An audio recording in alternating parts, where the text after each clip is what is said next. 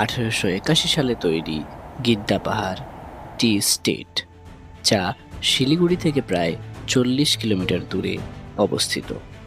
সপরিবারের মালিকানায় প্রায় 5,000 ফুট উচ্চতায় বিস্তৃত এই জায়গা প্রায় 1,92,00,000 টাকা বিনিয়োগ করে একটি পর্যটন কেন্দ্র, যা গোর্খাল্যান্ড টেরিটোরিয়াল অ্যাডমিনিস্ট্রেশন নামে পরিচিত। 20 বছরের পড়াশোনার জার্নি শেষ করে আমি আর বাবাই প্রথমবার বেরিয়েছি এক্সপ্লোর করতে, যেখানে আমরা যাব গিদ্দা পাহাড় নামে একটি জায়গা।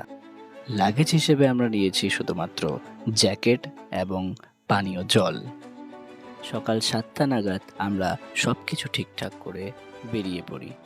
আমাদের মূল উদ্দেশ্য ছিল কার্শিয়ংয়ের গিদ্দা পাহাড় ভিজিট করা। আমাদের প্ল্যান ছিল বাইক নিয়ে যাওয়ার, কিন্তু অতিরিক্ত বৃষ্টি হওয়ার কারণে আমরা বোলেরো নিয়ে নেই। সাধারণত আমাদের মতো ছেলেদের জন্য ঘুরতে যাওয়া, পরিবার সামলানো এবং সাথে পড়াশোনা সব কিছু টিকিয়ে রাখাটা খুবই চাপের হয়ে যায়। তবে এসবের বাইরেও একটা জীবন আছে, যেটা আমি মিস করতে চাই না। সেজন্যই আমি অনেক সাহস করে, অনেক কিছু ম্যানেজ করে বেরিয়ে পড়েছি আজকে গিদ্দা পাহাড়ে।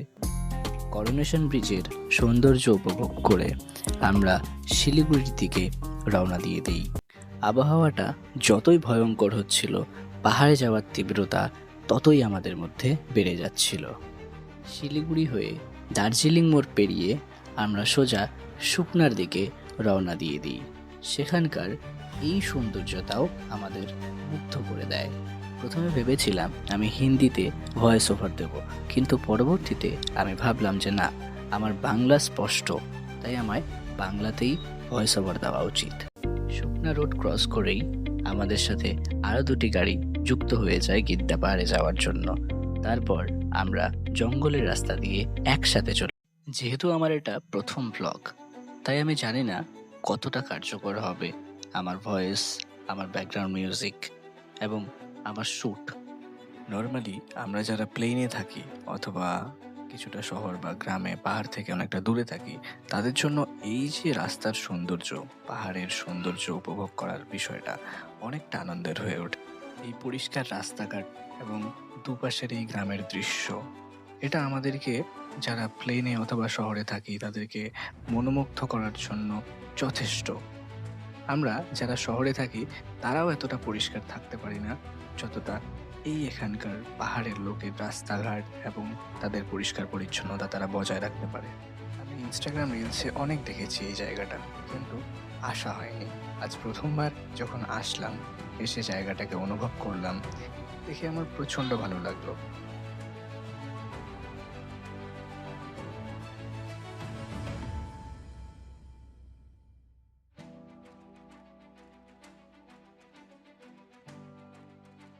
সেই নিরিবিলি রাস্তা শেষ করে আমরা ঢুকে যাই কার্শিয়াং রোডে।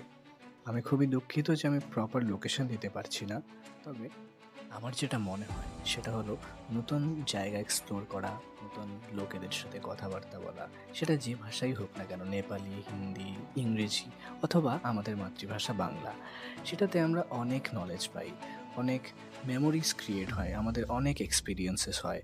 সেই কারণে বাইরে ঘোরাটা প্রচণ্ড ইম্পর্ট্যান্ট আমাদের জীবনে এগোতে গেলে। শেষমেশ পাহাড়ের সেই রাস্তা কমপ্লিট করে আমরা সোজা ঢুকে যাই সেই পাহাড়ের দৃশ্য দেখতে, যেটা আমরা দেখতে এসেছিলাম, কার্শিয়ং ভিউ পয়েন্ট।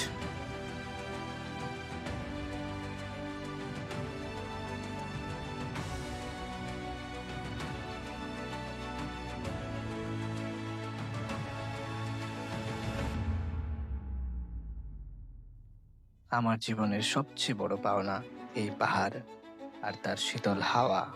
আমাদের এটাও মাথায় রাখা উচিত যে এই শীতল ঠান্ডা হাওয়া এবং পাহাড়ে ঢাকা রাস্তা যতটা সুন্দর, ততটাই কঠিন এবং ভয়ঙ্কর হতে পারে কিছু সময়। সেই পরিপ্রেক্ষিতে আমার নানিমার দেওয়া একটি প্রবাদ আমার মনে পড়ল, সাবধানতার বিনাশ নেই। অর্থাৎ যারা সাবধানে চলে তাদের বিনাশ হয় না। কার্শিয়ং ভিউ পয়েন্ট এবং কার্শিয়ং রোডের এই সৌন্দর্য যতটা মোবাইলের স্ক্রিনে দেখা সুন্দর, তার চেয়ে বেশি সুন্দর লাগে খালি চোখে দেখার সেই প্রস্তুতি নিয়েই আমি সেই সৌন্দর্য উপভোগ করতে একজন অধিনায়কের মতো এন্ট্রি দেওয়ার চেষ্টা করলাম।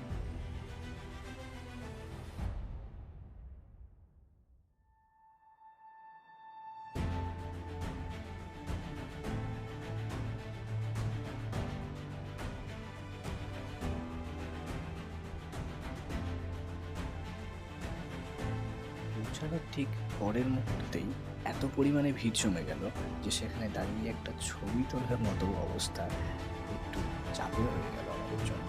তবুও আমি সব পর্যটকদের ঠেলে ঠুলে একটু জায়গা করে নিয়ে ছবি তোলার চেষ্টা করলাম। তারপর আমরা সেখান থেকে বেরিয়ে পড়ি গিদ্দা পাহাড়ে ভিজিট করার জন্য। এবং কিছু আরও সৌন্দর্য মুহূর্ত আমাদের চোখে পড়ে, যেটা আমি ক্যামেরায় তুলে ধরার চেষ্টা করেছি।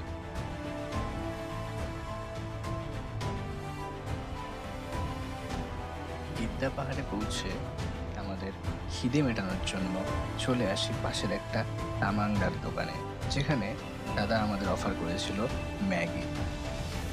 বাস্তবে সুস্বাদু না হলেও পাহাড়ে এসে ম্যাগি খাওয়ার ব্যাপারটা, ফ্লেক্স করে একটা অরা ক্রিয়েট করার ব্যাপারটাই আলাদা হয়ে ওঠে আমাদের জন্য। খাওয়া শেষ করে আমরা উঠে পড়ি গিদ্দা পাহাড়ে দেখার জন্য যে সেখানকার সৌন্দর্য দৃশ্য এবং মনোমুগ্ধকর যেই জায়গাটা, সেটা কতটা আমাদের মুগ্ধ করতে পারে।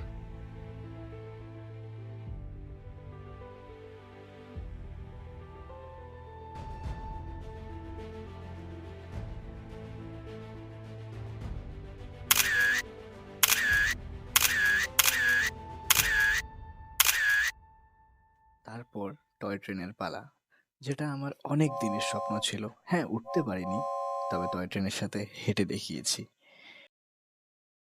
পাগলাঝোড়া ওয়াটারফল কার্শিয়ংয়ের সুনামধন্য একটা ওয়াটারফল। হ্যাঁ, এখানে এসে বসে থেকে ছবি তোলার সেরম কোনো জায়গা নেই অথবা দোকান নেই, তবে এখানকার এই দৃশ্যটাই মনোমুগ্ধকর। সৌন্দর্য উপভোগ করে আমরা বাড়ির পথে রওনা দিয়ে দিই। তো আজকের ব্লগ এখানেই শেষ করছি।